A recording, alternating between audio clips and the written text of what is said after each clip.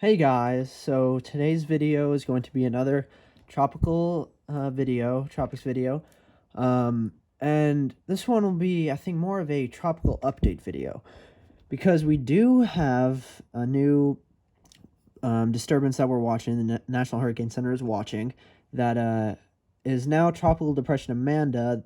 The remnants of Amanda will potentially move more northwesterly into the southern Gulf area, and the Bay of Campeche is called down here.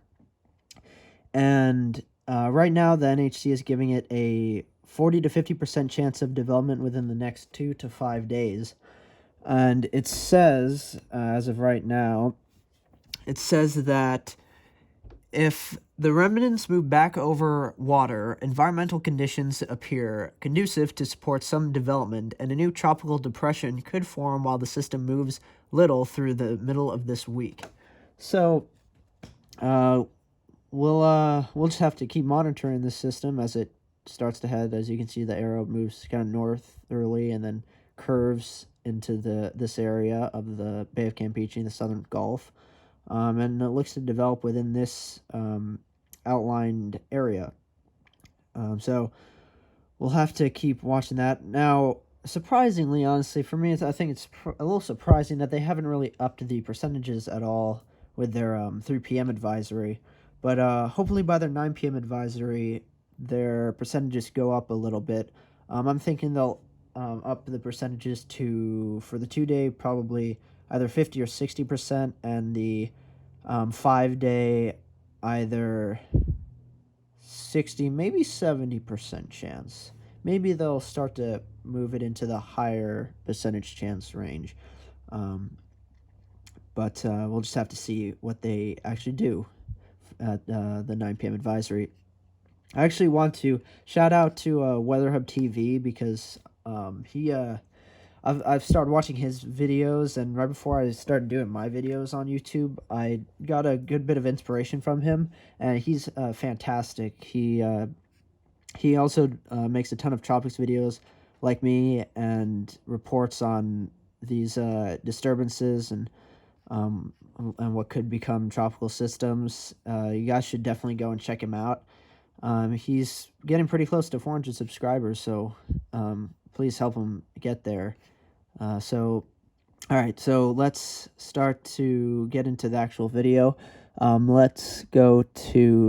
I want to talk about the season so far, because as pretty much all of you should know by now, hopefully you do know by now, that we've already had our first 2 systems, fully tropical storms, Tropical Storm Arthur, that happened between May 16th and May 19th, and then Tropical Storm Bertha formed about 8 days later after Arthur, and only lasted a day from May 27th to May 28th, but it was a very rapidly forming system, very short-lived, but it formed pretty rapidly into a tropical system. Peaked at 50 miles per hour an hour after it was officially named by the National Hurricane Center. Right at landfall, it peaked at 50 miles per hour, pressure at 1,004 millibars. I do think, though, that it could have been more towards 1,000 millibars, but it's fine. The point is, it wasn't really that strong of a system, and it makes sense. That's insane, though, honestly, that we've had our first 2 named systems already before the official start, which is tomorrow. Tomorrow is June 1st, so tomorrow will be the official beginning of the hurricane season this year. So hopefully you guys will have already started to really prepare for the season, started to think about what you should do if you need to evacuate or anything, especially with the virus going on.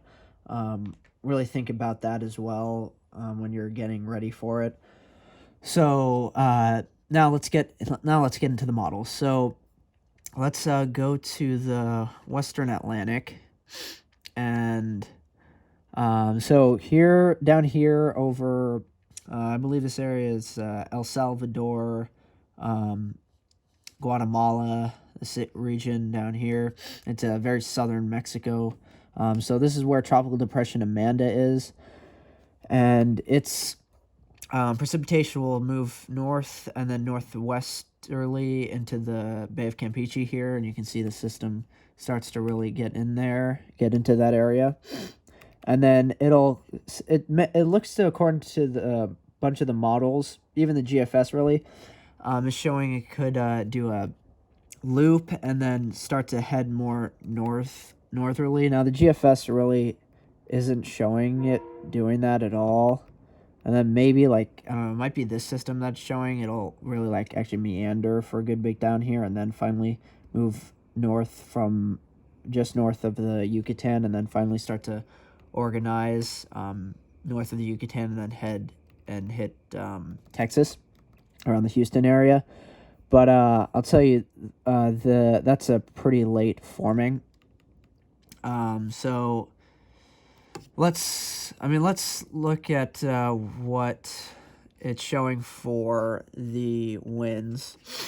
So you can see it shows it getting into the Bay of Campeche, and then finally towards the 7th finally starts to emerge, and it does emerge finally into the Gulf north of the Yucatan with pretty strong sustained winds of up to around 50 knots, and then starts to head more northerly. Kind of loses a lot of its stronger winds. Doesn't and generally the GFS right now is really underplaying the system with the potential how strong it could get. Because actually first let's real quick look at the Vorticity, but I just want to say the other models are showing the system really form a lot quicker and become a good bit stronger than what the GFS is showing. You can see the Vorticity, it's showing in decent Vorticity for this system, but definitely not as strong with the Vorticity as the other models are showing. So let's go to, went too far out in time.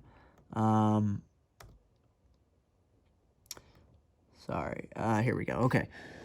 So now let's look at the Euro. Let's look at the Euro and let's look at the Vorticity first. You can see it shows a decent Vorticity actually once the system gets into the Bay of Campeche in the very southern Gulf. And then it shows it moving northward, kind of not great rotation really, but then it kind of starts to get its act together and hit Texas. So it does agree with the GFS that it could potentially just curve in and curve more. It starts heading north, generally northward, and then curve northwesterly into the Texas coast near Houston.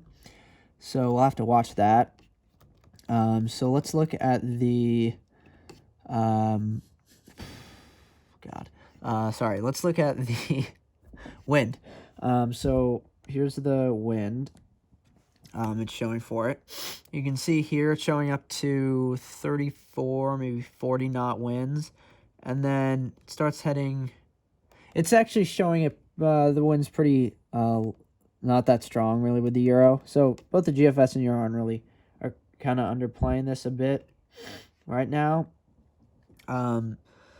Let's go to the Vorticity and check it out. Oh, yeah, as I said, the Vorticity isn't great. So, all right, now let's look at what the CMC is showing. Bring it back to,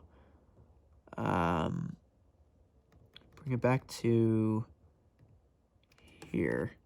All right, so Vorticity, the depression is down here. What is Amanda? The depression of Amanda is here.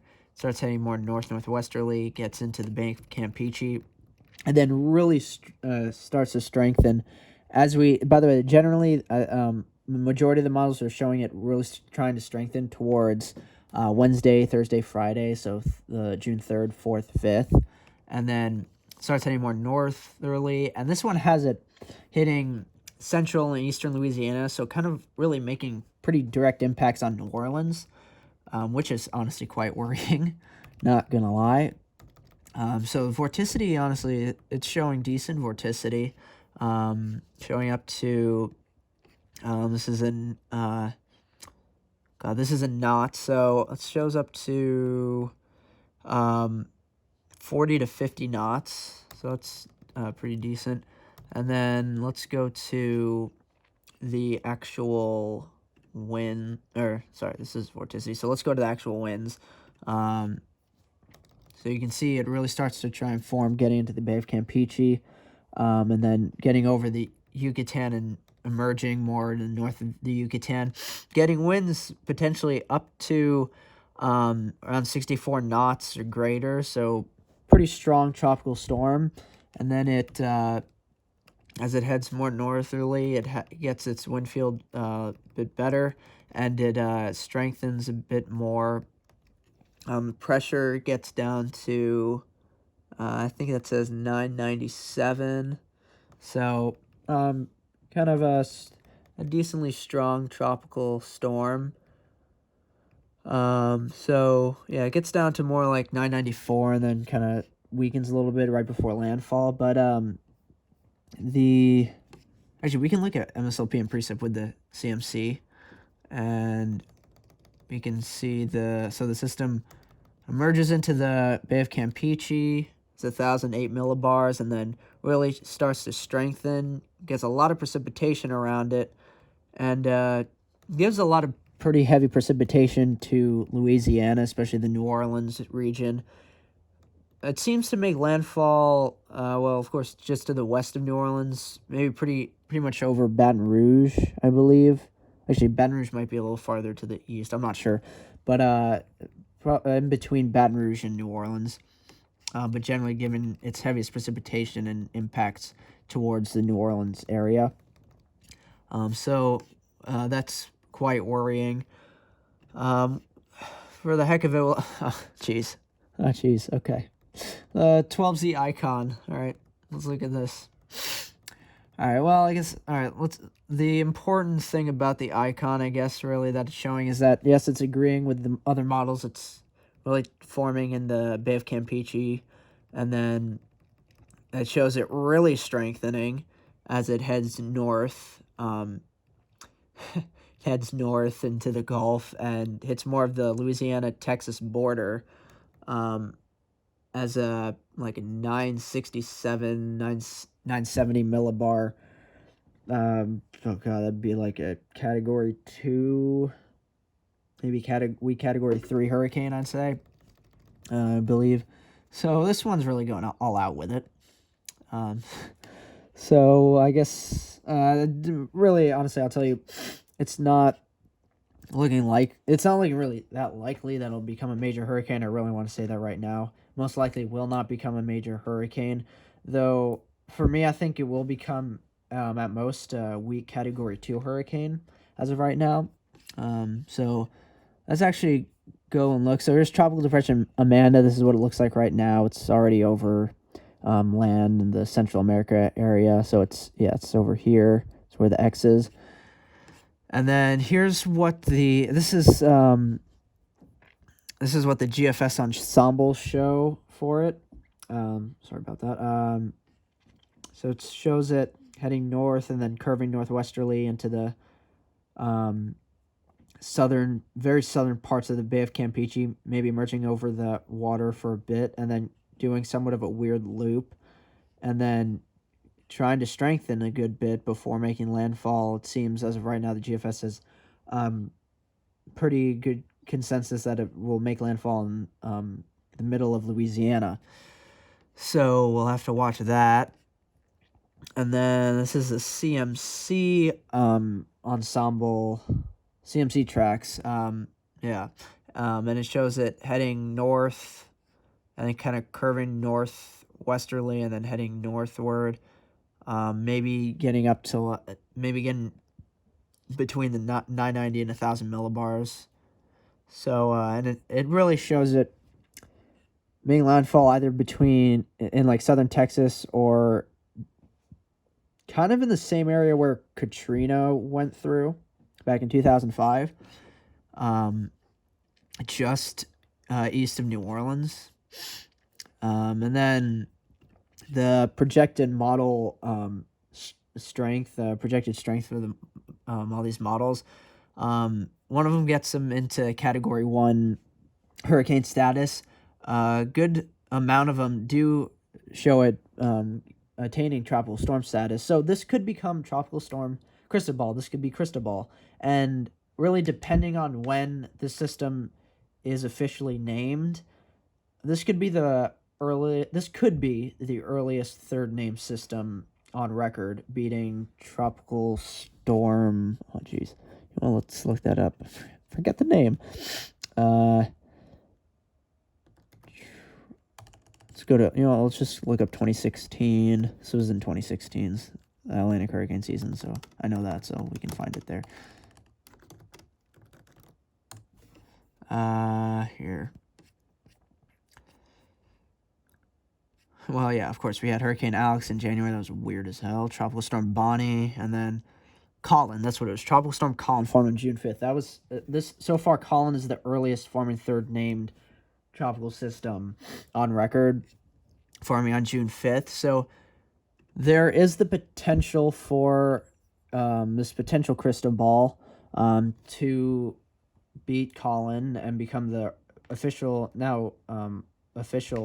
earliest third name system, tropical system on record. So that's really fascinating. So I do think I will be making more videos on this within this week. Hopefully I'll try and get back to making a video each day, and update you guys each day and show you guys. I would like to actually show you guys this map generally in each video, this graph in each video, and show the progression and see how the models are trending it.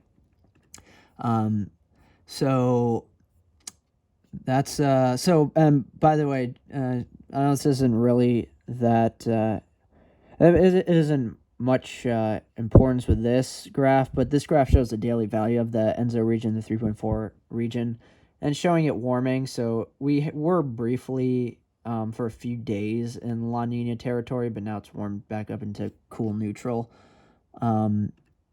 So I mean, we'll just have to see what happens with it.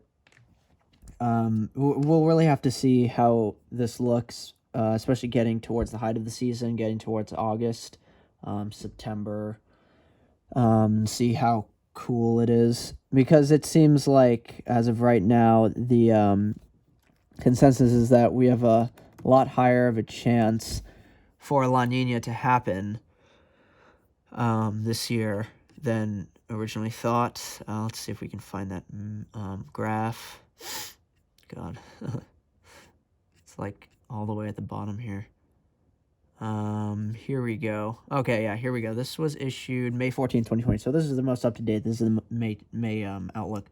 You can see we're still in neutral, and this looks to really decrease over time. And La Nina looks to overtake it getting towards October, especially November, getting into November. So, well, this is too early to say, but the outlook right now potentially shows this upcoming winter for 2020-2021 to be in a La Nina, but who knows? We'll just have to keep looking at it. I'm not going to get into that really at all. No, I don't. It's too early. Way too early. But yeah, so that's today's video, guys. Hopefully you enjoyed. Hopefully you liked. Please like the video. Please comment, like, subscribe below. Share this with share this with your friends and family. And I'll see you guys in the next video. Bye.